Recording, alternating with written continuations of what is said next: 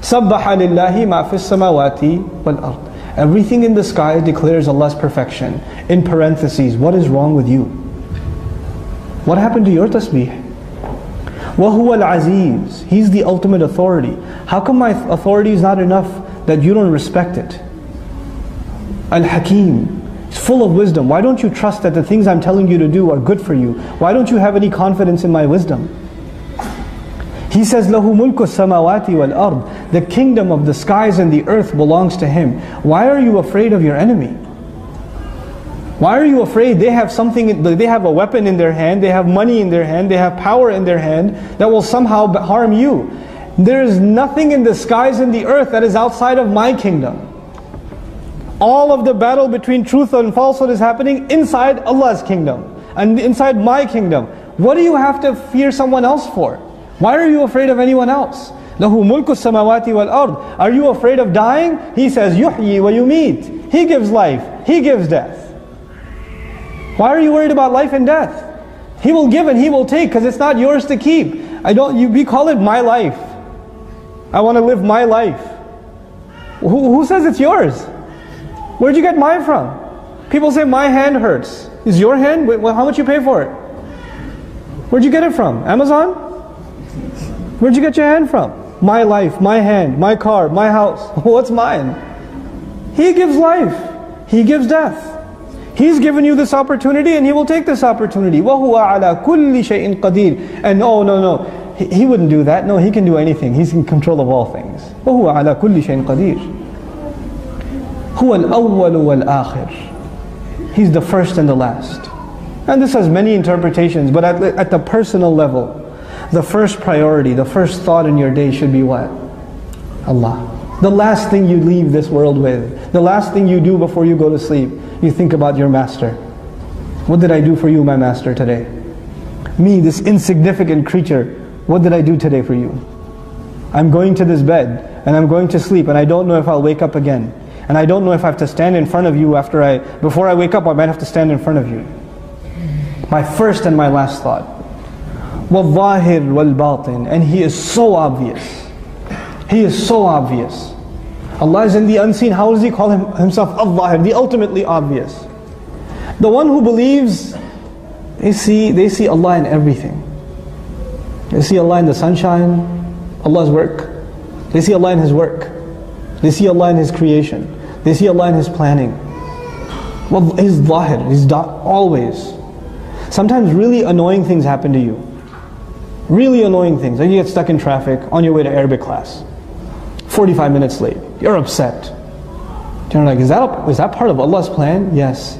Because you need to learn sabr more than you need to learn Arabic some days. So He's going to teach it to you. And if that means He has to make you lose your keys, He'll make you lose your keys. It's part of His plan. Because He's helping you control your temper. He's helping you learn to rely on Him. Sometimes He'll make you pass a test, sometimes He'll make you fail a test. So you learn to understand where success and failure comes from. وَالْبَاطِنِ. And He's ultimately hidden. You'll think everything is happening around you. You don't see Allah. He's the ultimately hidden. He's the universe's best kept secret. Allah Azza wa Jal. And at the same time His work is the most obvious, makes Him the most obvious. وَهُوَ بِكُلِّ شَيْءٍ عَلِيمٍ. And He knows all things. There's nothing. Just because you don't see Allah doesn't mean He doesn't know what's going on. وَهُوَ بِكُلِّ شَيْءٍ عَلِيمٍ. هُوَ الَّذِي خَلَقَ السَّمَاوَاتِ وَالْأَرْضِ فِي سِتَّةِ أَيَّامٍ ثُمَّ اسْتَوَى عَلَى الْعَرْشِ. He created the skies and the earth in 6 days, a display of His power. Then He rose upon Al-Arsh, the throne. The Arsh is described in Arabic literature for the throne of a king. When Allah describes that He's on the throne, that makes Him the king, that makes us His subjects. It's supposed to, the more you describe the greatness of Allah, the more it should insert in me humility. It should instill humility inside me. Al-Arsh, يَعْلَمُ مَا يَلِجُ فِي الْأَرْضِ. And His Arsh is where? Up, so high, above 7 heavens. Above 7 heavens. And in the very next ayah He says He knows what goes into the earth. Very next kalam. That's the lowest you can be, al-ard. This is why this world is called al-hayatud-dunya, the lowest life.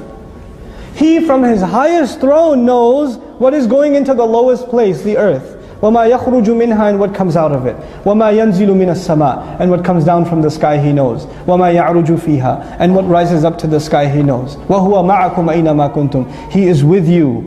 هُوَ مَعَكُمْ, He is with you. أَيْنَمَا كُنْتُمْ, wherever you may find yourselves.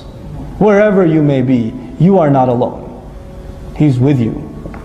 هُوَ مَعَكُمْ أَيْنَمَا كُنْتُمْ, His ma'iyah, His company is there. He's watching. He's protecting. He's observing. He's testing constantly. I am never alone. I'm not alone in a hotel room. I'm not alone on campus. I'm not alone in the car. I'm not alone. We're never alone.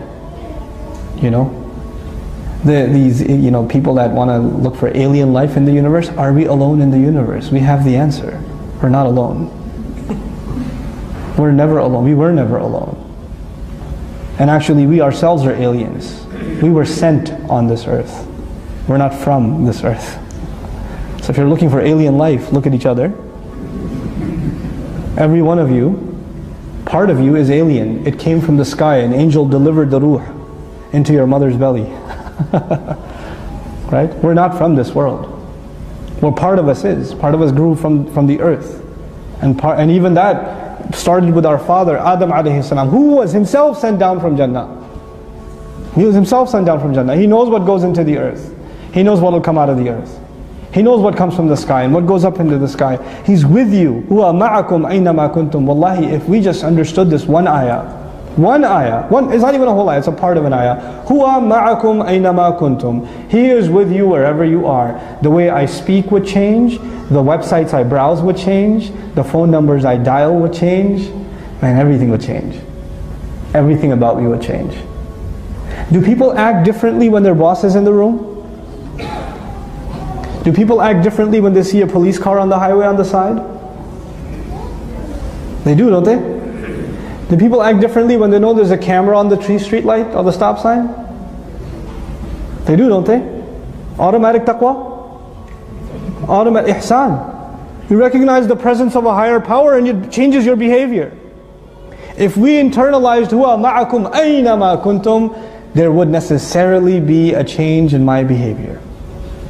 There would be. And if it's not happening, maybe I don't really understand what this means yet. Maybe it's all up in my head, it hasn't entered my heart what it means. He's with you wherever you are. هُوَ مَعَكُمْ أَيْنَمَا كُنْتُمْ.